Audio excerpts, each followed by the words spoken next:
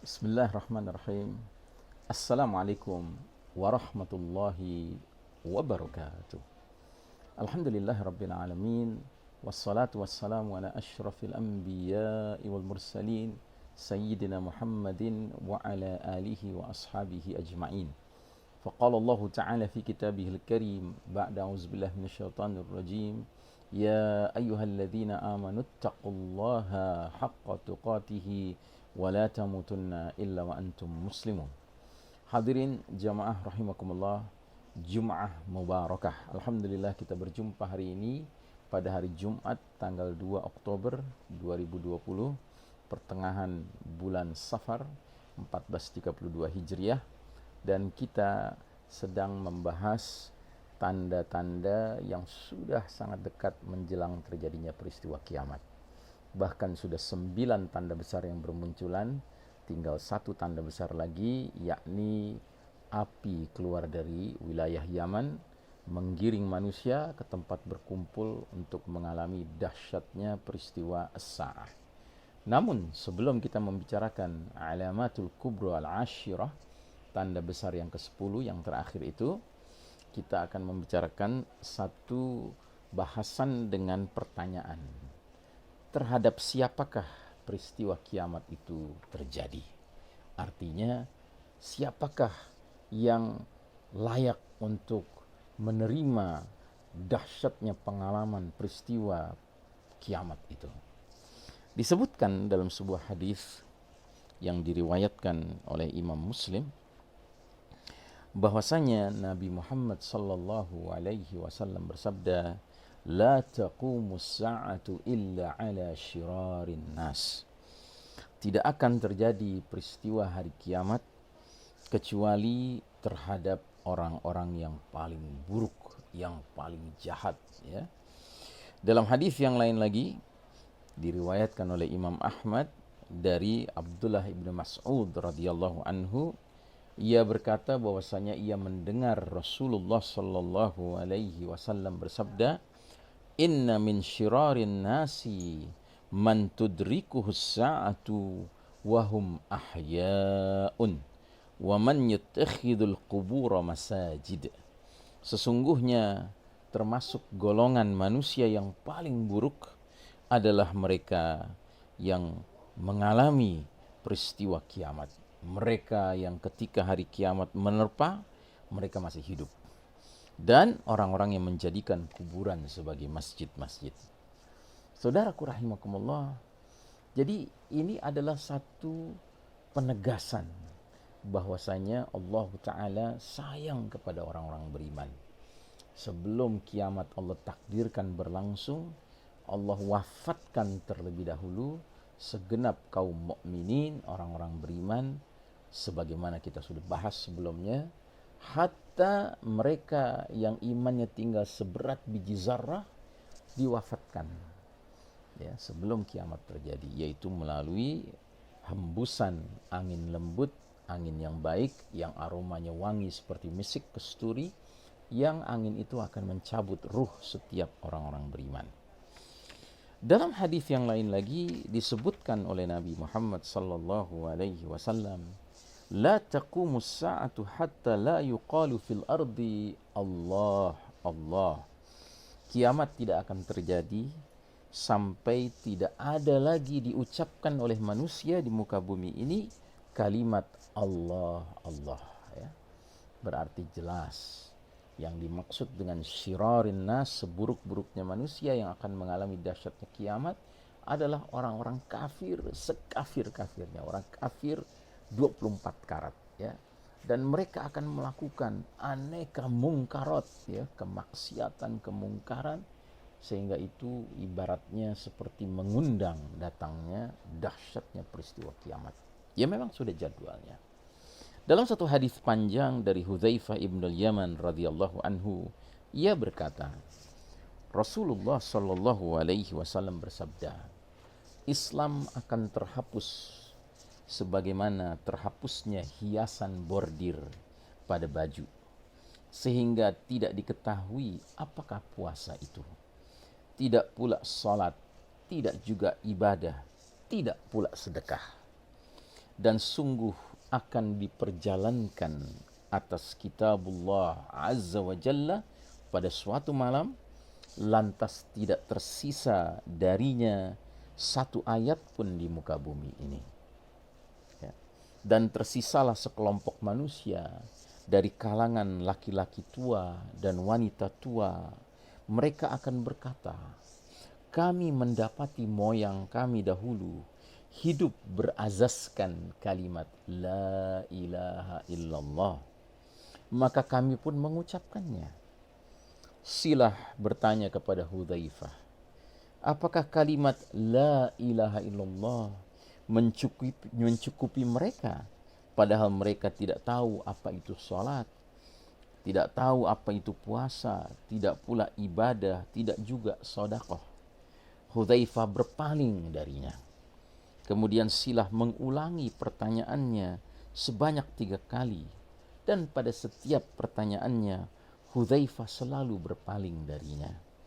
Kemudian Hudzaifah menghadapkan wajahnya kepada Silah sambil berkata, Hai Silah, kalimat itu menyelamatkan mereka dari neraka. Hudzaifah mengucapkannya 3 kali. Jadi orang-orang yang tersisa menjelang kiamat terjadi, dan ini kategorinya orang-orang beriman, mereka ini sudah sampai ke tahap tidak mengenali hal-hal yang asas dari ajaran Islam, sholat, puasa, sedekah, ya, ibadah. Tapi mereka ternyata mewarisi kalimat La ilaha illallah dari orang tua mereka.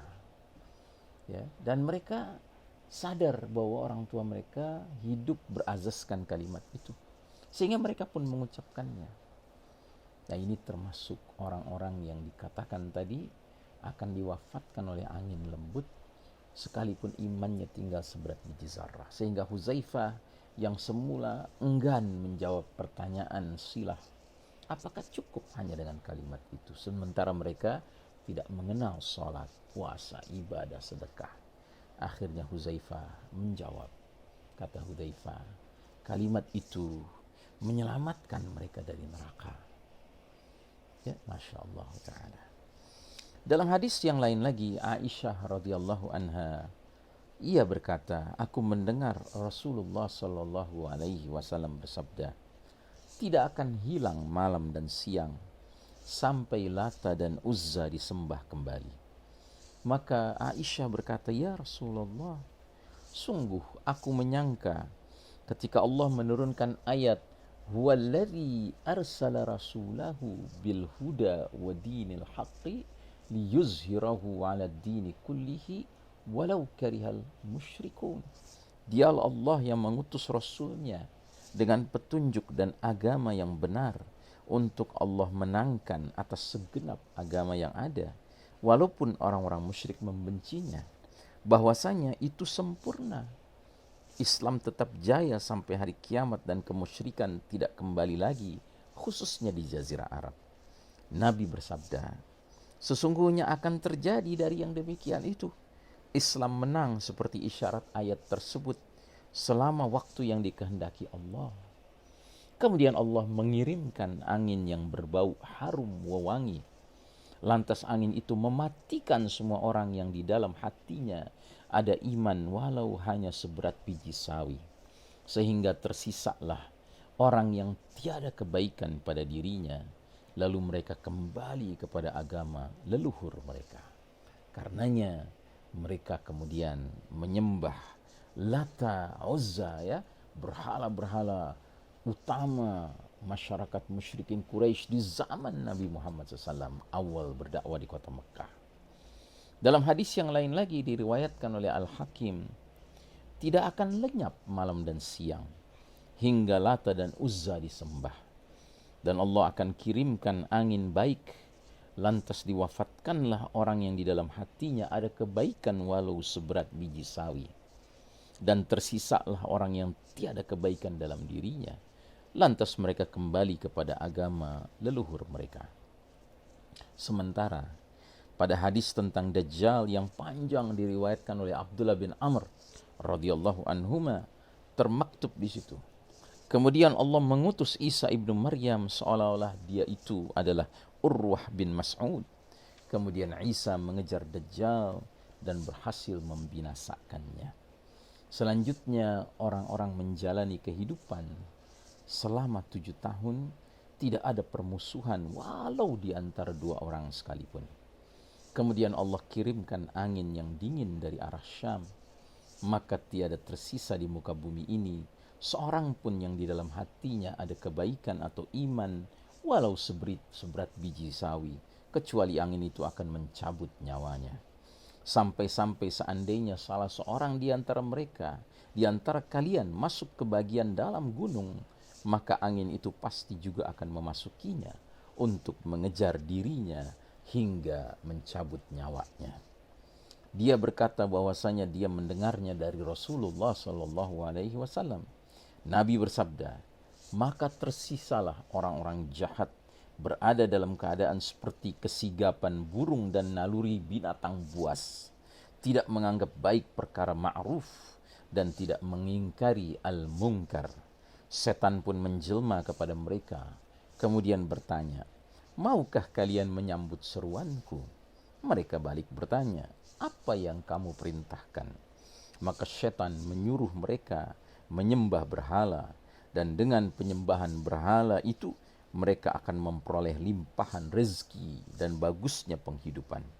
Lalu ditiup sangkakala, tiada seorang pun yang mendengarnya kecuali memiringkan dan mengangkat lehernya.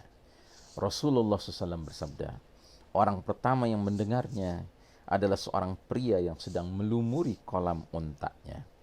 Nabi bersabda, lantas orang itu pingsan dan orang-orang lain pun pingsan.